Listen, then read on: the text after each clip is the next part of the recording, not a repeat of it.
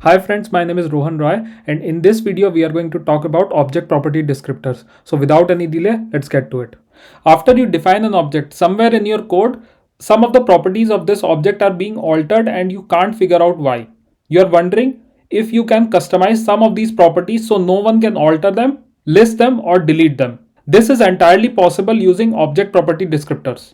Before I explain the property descriptors, I will quickly describe an analogy and then compare it to the former. Imagine you have got a folder in your file system. This folder contains several files. Now each file has certain properties. In our scenario, there are two types of files. The first type of file has some content in it. It can either be editable or just read only. The file is searchable or it's hidden, and you need the exact location or URL to access it. We can lock the file configuration. If we lock it, we can't unlock it. The second type of file is a bit different. It is always editable. We need a special software to read it and write in it. Again, it can be searchable or you need the exact location to access it. Same file locking mechanism as the first type of file exists. Yeah, I didn't have a good enough analogy other than comparing it to folder and its files. Okay, so just so we are all in the same page, I will compare the folder to an object and its files to the object properties. The file content and its configurations I will compare to property descriptors. I will also compare the two types of file to two different types of property descriptors. There are two types of object property descriptors. One is data descriptor. This contains a value, whether it is writable or not, whether it is enumerable or not, or whether it is configurable or not. The second is called an accessor descriptor. This is a bit different from data descriptor because this contains a getter and a setter instead of a value, and if a setter is defined, then it is editable. There is no writable property in this descriptor, and this can be enumerable and configurable, same as the former. I will explain this in detail in the next section. Let us quickly discuss some essential static properties defined in object that we are going to use. Object.define property. This is used to define a new property or modify an existing one. Similarly, object.define properties is also used to define multiple properties or modify existing ones in a single use. Object.getOwn property descriptor. This is used to fetch an object properties attributes or configurations. Please note that this will only fetch the object's own properties and not the one in its prototype chain. Similarly, object.getOwn property descriptors. This is used to fetch all the object property configurations, again not the ones in the prototype chain. Also object.keys, which we can use to fetch all the enumerable property names of an object. I will use these in the next section, so I described them here, but there are other static methods in the object and they deserve a dedicated video. Here I have created a simple HTML file which is using a script index.js with type module, which means that I can import a lot of JS files inside index.js. I'm going to describe all the property configurations one by one, and we will try to cover as many use cases as possible with examples. Also, I'm serving this entire thing using Node.js and Express, and I am also using NodeMon for rapid restart of the application. This helps with the development process a lot. So let me quickly show you the terminal. So I'm using NodeMon for whenever I change anything in the application and save, it will automatically restart the application, and I don't have to manually stop the process and restart it again. We will start with the property value. For that, let me quickly comment out the rest of the functions and then we will go and check what exactly we will have. So in this, we have created a demo data descriptor value, and we are calling this inside index.js. The object properties are of two types. One is data descriptor, second is accessor descriptor. Data descriptor is a property that has a value and it may or may not be editable. The property value by default is undefined, and if you try to change the property configuration without changing its value, then it will be whatever you have defined earlier. In the interest of time, I have already coded the use cases. So here I have defined an object called user, and I have defined properties for this object in several ways, as you can see.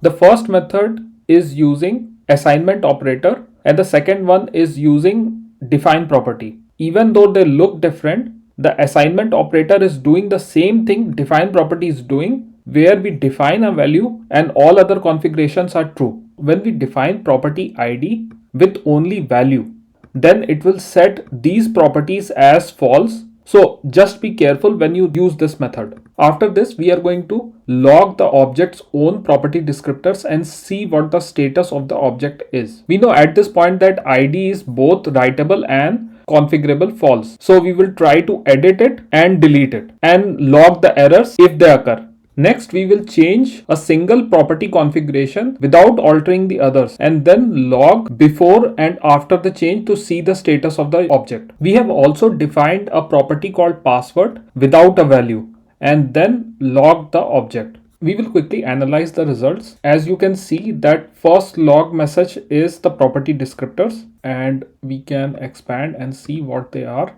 As I said, assignment operator and define property with a value and writable, enumerable and configurable as true is essentially the same thing, right? And after that, we defined a property called ID, and in that we only defined a value. So rest of the things were defaulted to false. After that, we tried to assign a property with writable false and with configurable false. So in both cases it threw an error, so we logged them, and then we change the email from enumerable true to enumerable false. And as you can see, when we tried to log the enumerable keys, only name and email came first before the change, and after the change only name came. After that, we defined a property called password without the value, so it defaulted to undefined. Now let us discuss writable config, which can be used to set a property as read only, which means that if it is set to true, then that property is editable, otherwise not. By default, it is set to false or whatever it was defined earlier. In this function, we have an object called fruit, and we have used define properties to define two editable properties called name and color, and one read-only property called type. After that, we will log the object and the property descriptors. Next, we will reassign the two editable properties and try to reassign the read-only property called type and log the possible error. Next, we will reassign property type with value, and this time we will make it editable. We will log the property descriptors, make the property read-only, and then log it again. We will comment out the previous line and run this function. So let me reload the page. So here, as we have logged object and the property descriptors, we can see that the object has been logged, and we can also see the property descriptors. Here name and color are writable true and type as writable false, which means it's read only. After that, we tried to reassign type and it has thrown type error. Next, we have reassigned type with value and made it editable. So we can see the log here, which type as pair and writable as true. After that, we made it read only and then logged it again. So you can see the type writable as false. Next, we will discuss enumerable config. When it's true, then the property shows up when we try to list them using object.keys, spread operation, foreign, structured clone, json.stringify, etc. This property is false by default or whatever it was set earlier. Let us consider a case where we want to create an object called profile, and in that object we have a username, name and email. We want the username to be read only and the email to not be enumerable. We will then log the property descriptors, the object keys and a shallow copy of the profile. But it might be preferable that the name is confidential and the email can be displayed. So we update the object accordingly and display the property descriptors, the keys and the profile as JSON. Let me reload the page. So we have objects property descriptors, which is shown here. We can see that the changes are reflected here, which means enumerable false for email and for username writable false. And you can also see that the keys that are shown are username and name only. Same with the shallow copy. And after we alter the object, which means that the name is now enumerable false and email is now enumerable true, same is reflected when we try to log it. And when we try to iterate through the keys, username and email show up in the log. Same with the JSON. If you are enjoying the video so far, please like, subscribe, hit the notification icon and share this video with your friends and colleagues. The configurable attribute is a type of locking mechanism. When it is set to false, then the property is not deletable.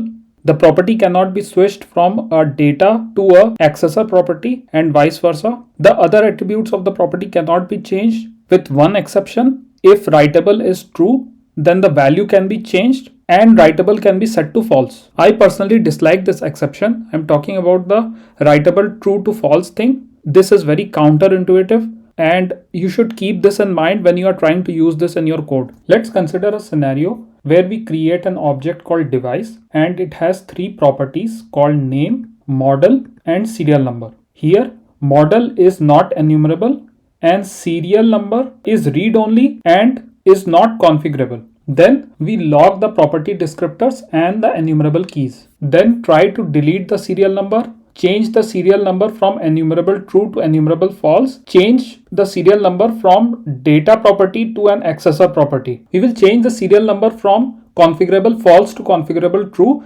and try to log all the possible errors. I also want to showcase the exception, so we will create a property called ID and we will make it editable but not enumerable or configurable.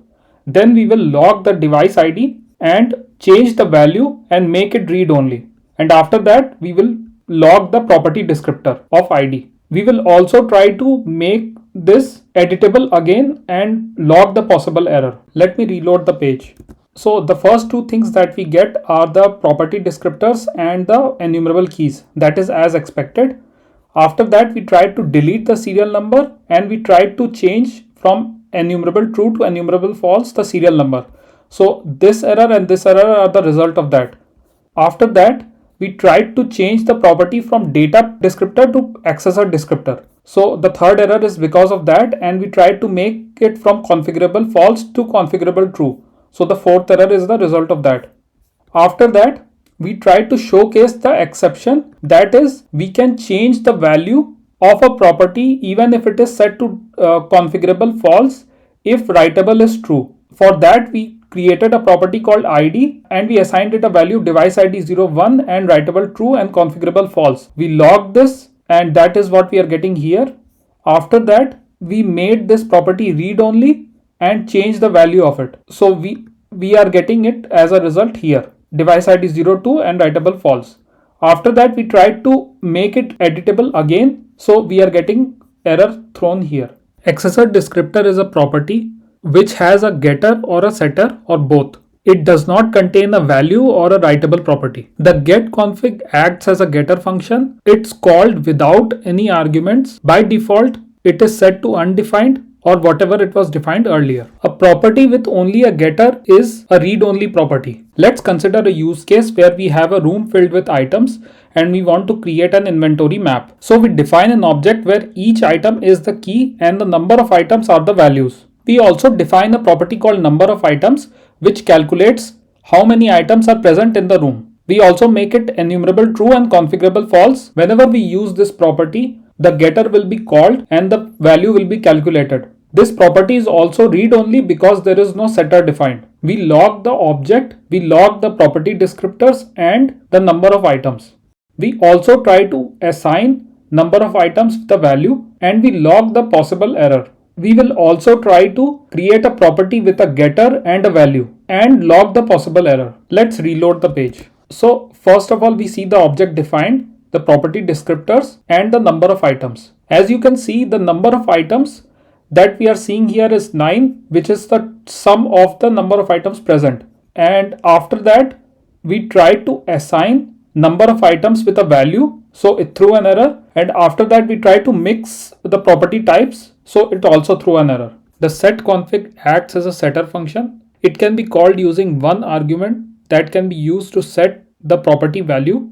And this can be accessible using the property getter. It is undefined by default or whatever it was defined earlier. In this function, we will consider the previous scenario where we defined an inventory map with items as the keys and the number of items as the values.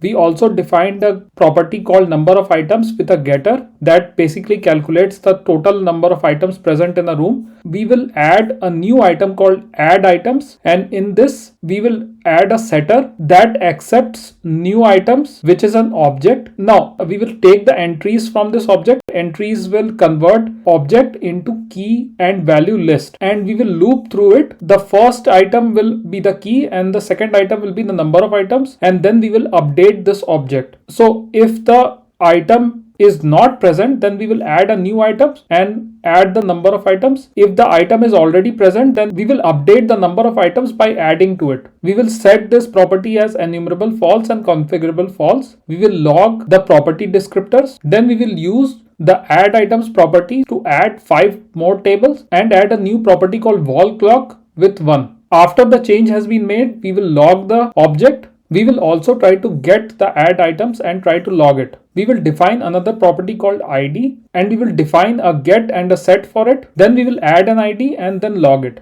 Let me reload the page. So the first thing that we see is the property descriptors.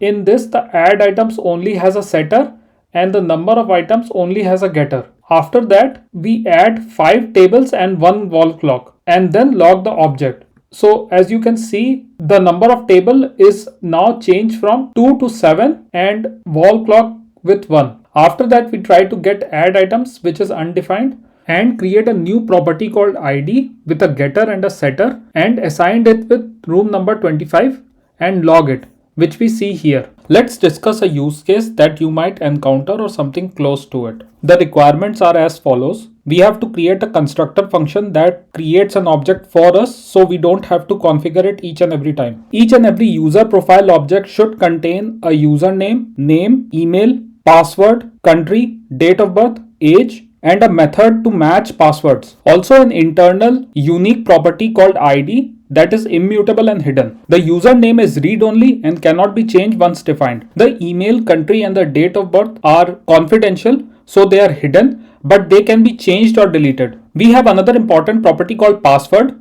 For security reasons, we cannot store the password. We can only store its hash. We need another method to match this hash with the given password. We can compare a string with the original password using this hash, but we cannot generate the original password from the hash. Age is a getter property which is calculated using date of birth and it is not configurable. The enumerable properties are name, username, and age. First is the hash function. This is the simplest hash function that I can find. Of course, you might want to use something much more complicated like hmax #512. After that, we created a constructor function which accepts an object with properties that user must provide. After that, we assign the properties and create a method called match password. This accepts a string, converts that string into a hash, and then match it with the password hash already stored. Next, we create a property called ID, which is unique and immutable. We create a username, which is read-only. We create email, country, and date of birth, which is not enumerable. We also create a property called password with a getter and a setter, and before storing the password, we convert it into a hash. We calculate the age using the date of birth. Of course, this is not very accurate, but this will give us the approximate age using the date of birth. And we will make this enumerable true. And we also made the match password method as enumerable false. And we assigned the object with password. In the demo function, we will create an object using this constructor function. We will log this object. We will convert this object into a JSON. We will log the key and the value using for in. And we will match a correct password and an invalid password. Let's reload the page. So the first thing that we are getting is the object. So the few things that I want to point out, the highlighted properties are the one that is enumerable. The rest are not, but we can still see them. So we can see the country, the date of birth, email, the match password method. Also, the password that we can see here is the hash, not the actual password. We also have a unique ID. If we expand the prototype, then we can see that we have a constructor function here. When we converted this object into a JSON, then we only get username, name, and age. Same when we try to log using iteration and we try to match a correct password and an invalid one. So true and false. I will leave the link to the repository down in the description. You guys can check it out. If you have any questions or concerns, please write them down in the comment section and I will get back to you. In response to my previous video, A couple of my friends reached out to me and one of my viewers left a comment. So the feedbacks had two concerns. First was that I went a little too fast, and second, I should use more examples when I'm trying to explain some things. I apologize if you felt that way, and thank you for your feedback. I appreciate it. Hopefully you enjoyed this video and found it useful. If you want to know more about JS objects, you should check out this video. Thank you for your time. Have a nice day. Namaskar.